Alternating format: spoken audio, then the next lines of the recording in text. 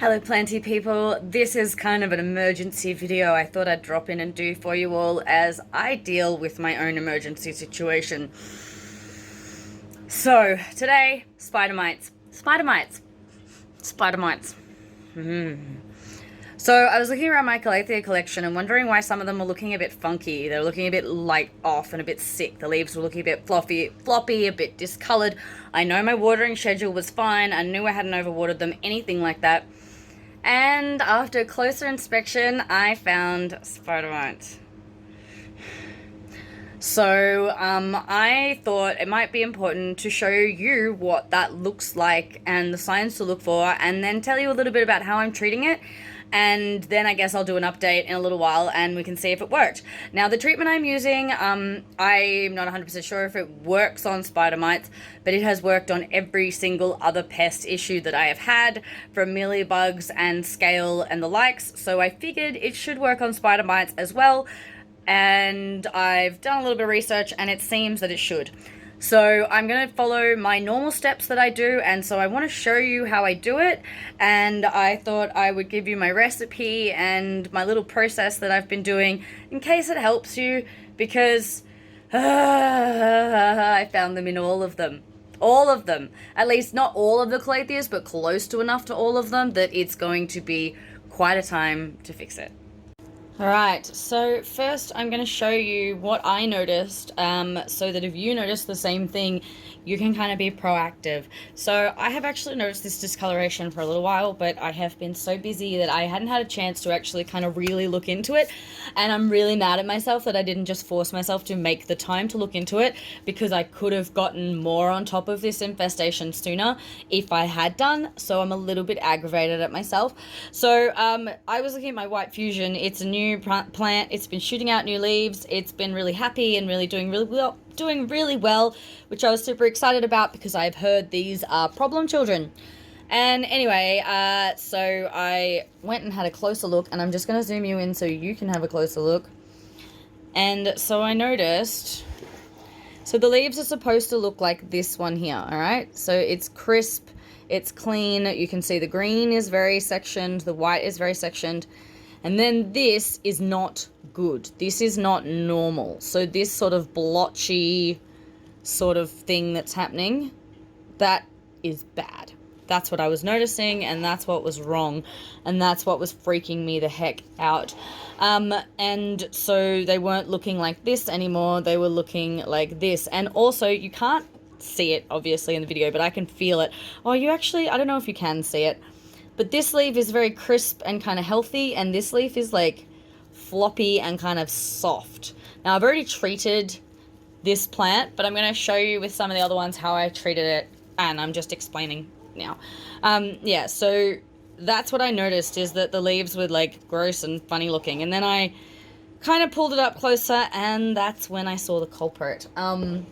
And unfortunately, it turned out it was on a few of them. So it was also on this Caleathas as well, which has also been treated. And I scratched the leaves a bit, which is why it's kind of curled up in shock there. But it is what it is. But what I am going to do is show you the leaves I pruned off this one, so you can kind of see what Spidermites look like. So I'm going to look in close here. So this is what they look like. So you can see those are not webs up here, that's cat hair, but they do make little webs. So you can see here, they've made little webs for themselves. They've made little webs across the leaf, and they can make kind of bigger webs as well. Oh my God, it's so disgusting.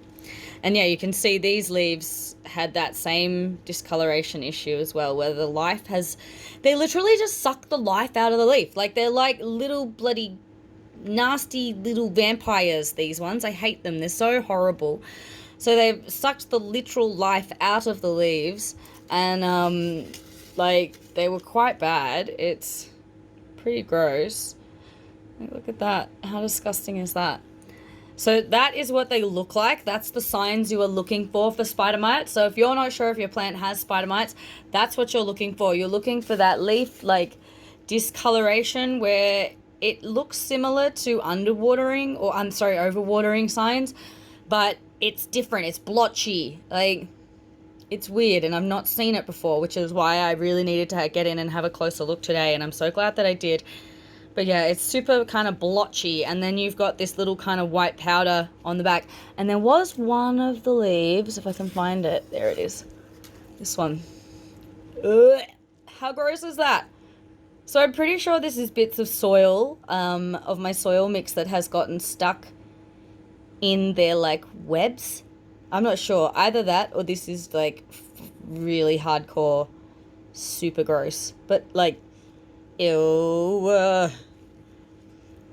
But that one wasn't even looking like it on the top. So it wasn't until I turned the leaf over that I just went, what is that? What is that? Ew, gross. So I just had to change my gloves because I was not wearing the same gloves after touching that. Just in case you're wondering, the gloves I'm wearing are biodegradable. I don't use disposable products that I can avoid, if I can avoid it, that are plastic. So these are a biodegradable glove from a brand called Showa, I think.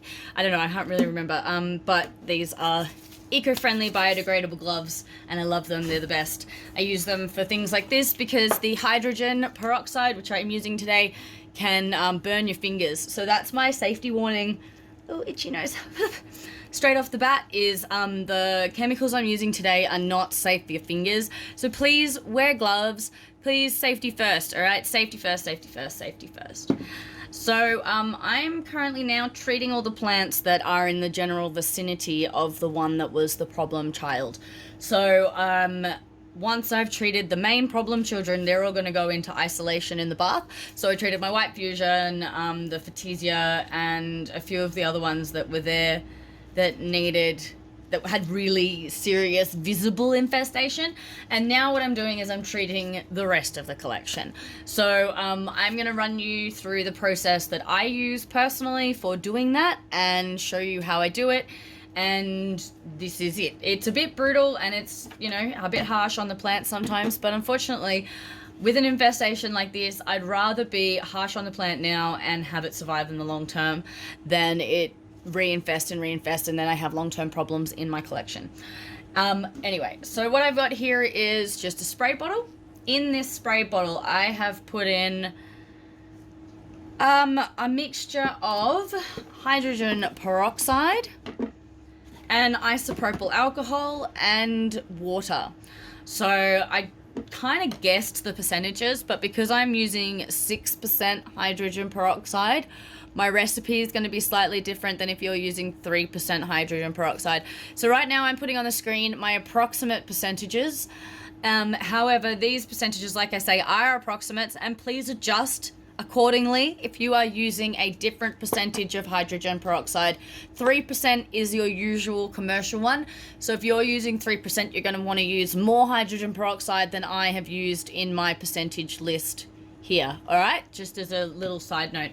So hydrogen peroxide, if you don't know what it is, you can find it at the chemist, in the supermarket sometimes. I get it on eBay because then I can buy it by the liter bottle.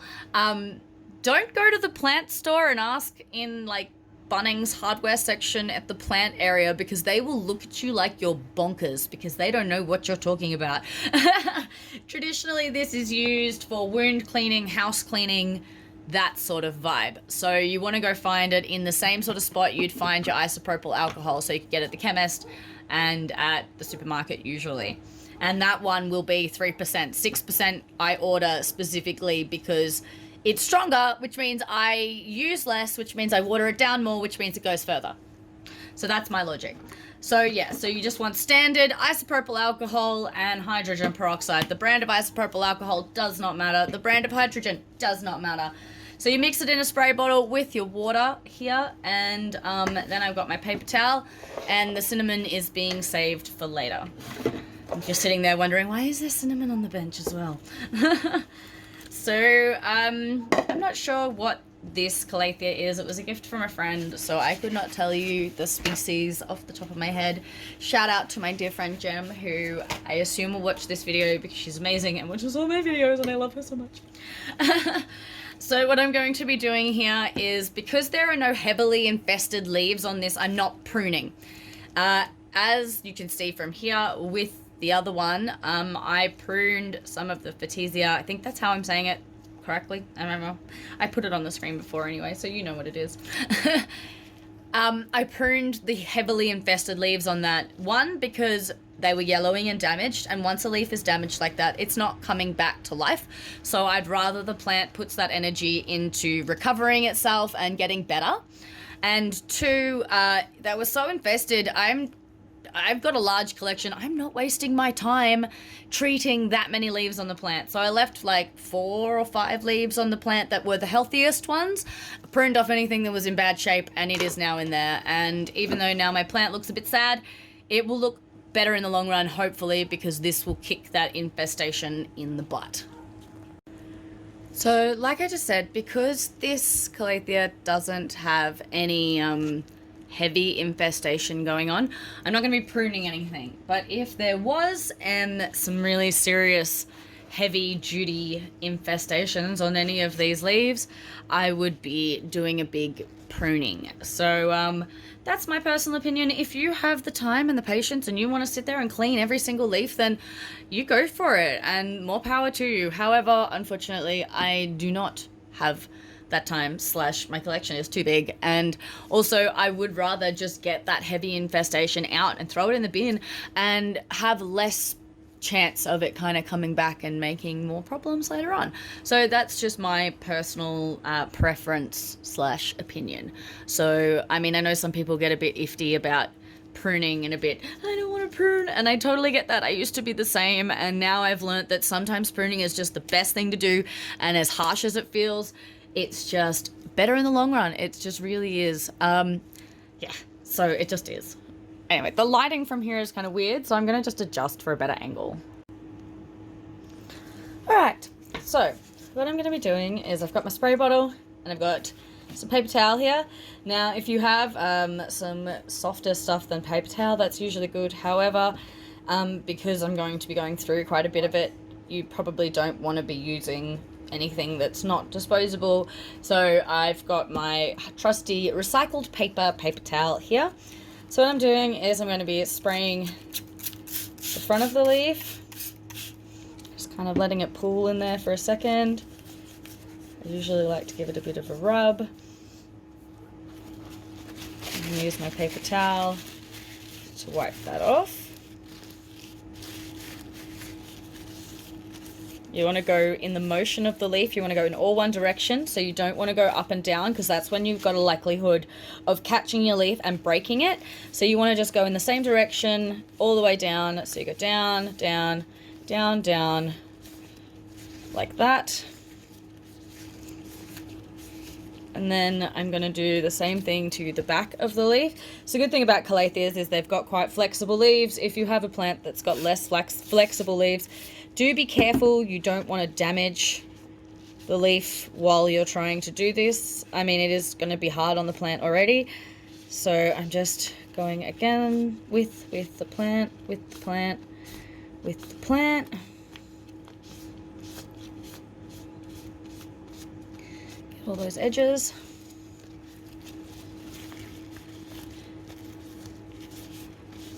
And then I'm throwing away that piece of paper towel.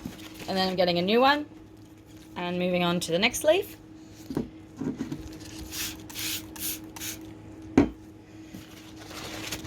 Now, you may notice that the hydrogen peroxide, if it pours into you, like into your soil or something, or you might hear it, it might fizzle. That's totally normal. That's okay. That's what it does. So do not be worried if you hear your fizzling at any point, because that's normal. That's meant to happen. It's totally okay.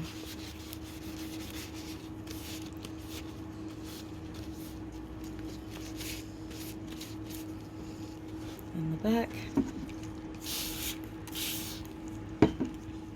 Now you really want to make sure you get the backs of the leaves really well, because as you could see from those leaves that I pruned before, Spidermites love the backs of leaves.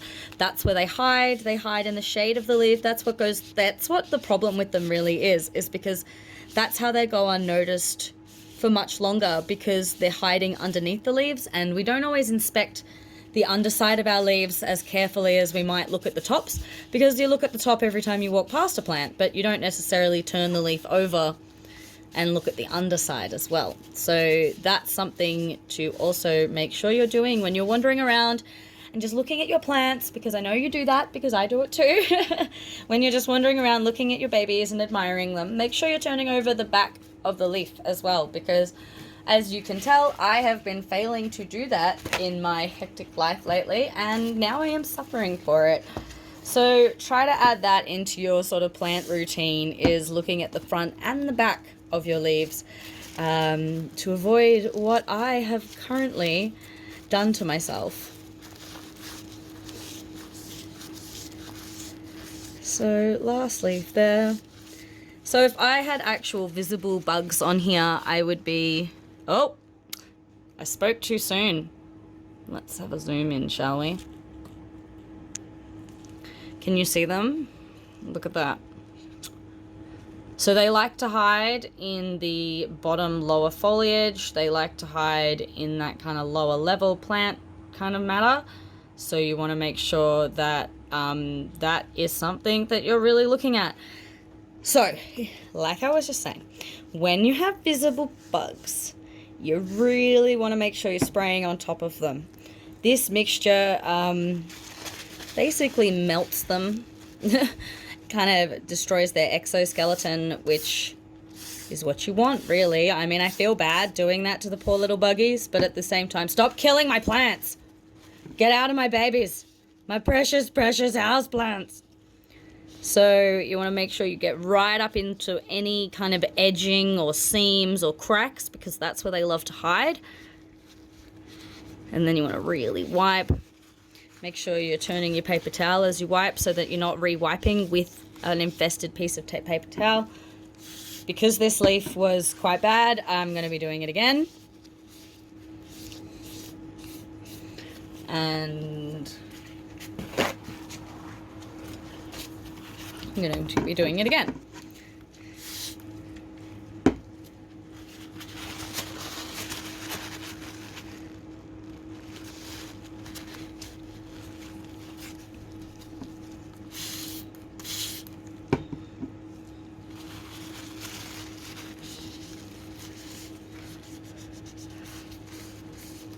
Alright, now this baby leaf that hasn't come out yet, I'm just going to give it a bit of a spray down, because they could be hiding. Oh, you can't see that, sorry. So I just gave it a spray onto the top of that one that's looped up there. And then the next thing is I want to go in here, and I'm going to be getting rid of any kind of dead foliage stem bits. So here I have an old piece of a leaf, and so that's a bit of perlite. That's nothing else to worry about, but they do like to hide in this sort of debris around the bottom of the plant, so you want to make sure that you're picking out any bits that are in there as well. This one doesn't actually have much on here, of course. Yes, so that is how I treat the whole plant.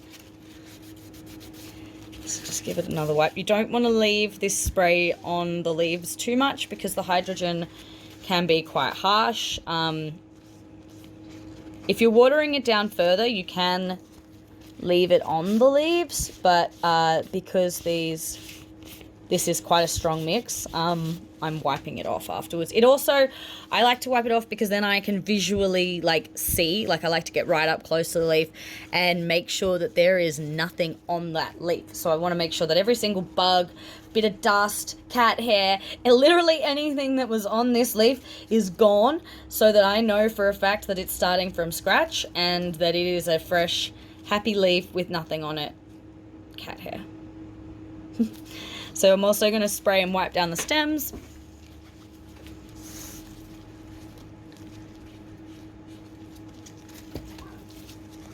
And then once I've done that, I'm just going to spray the soil once on each side. Oh, it was a little bit. And then getting a little bit of the cinnamon, so you can see it fuzzling here.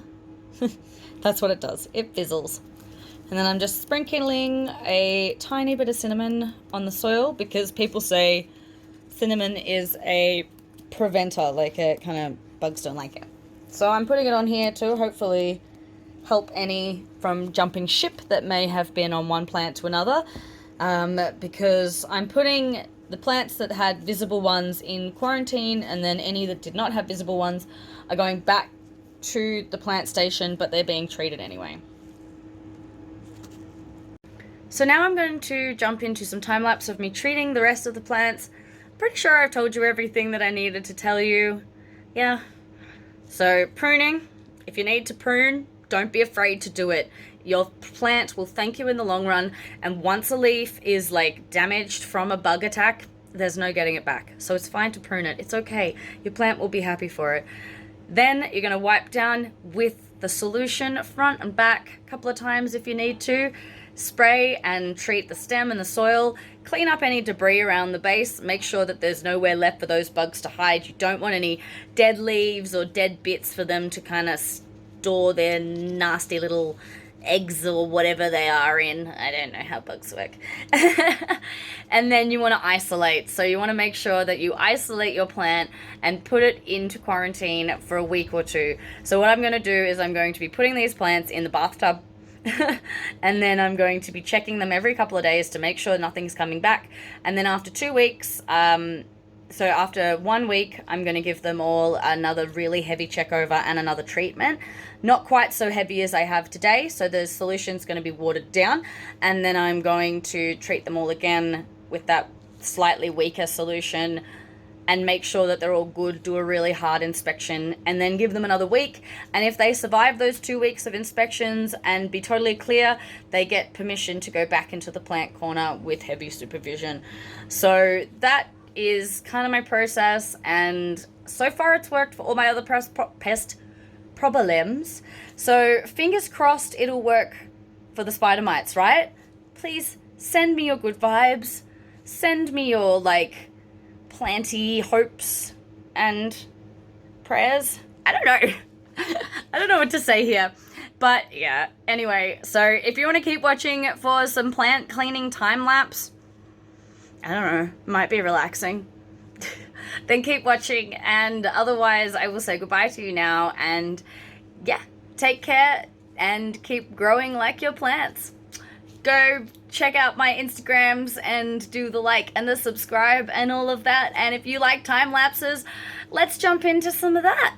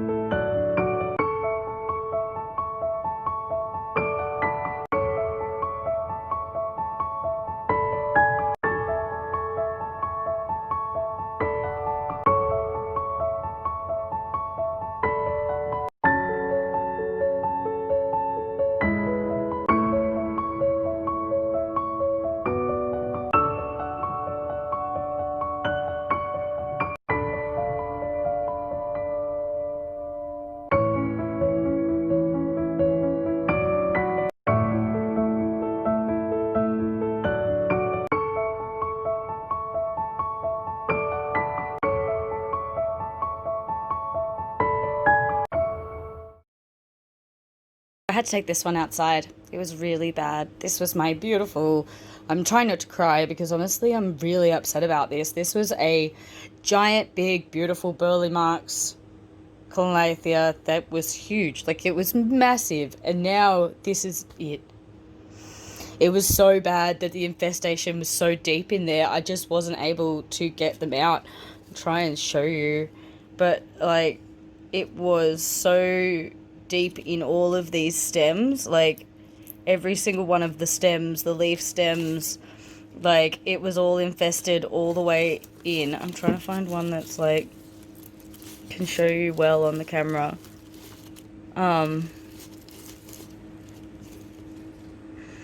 But basically it was encrusted. I think it had scale as well, to be honest.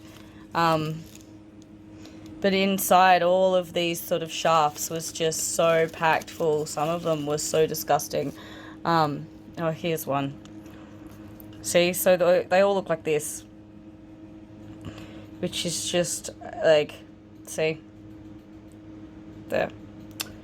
So I've had to just completely head chop that one, and I'm really sad about it. So, just so you know, it happens to everyone. And seriously, this plant was fine the other day when I checked it. This has happened overnight, really. Like, I was away for work, and I've been a bit busy for maybe a week. So it's happened so quickly, and I'm really devastated. So just, yeah, please send me good vibes that my beautiful Burley Marks comes back, because it was so glorious.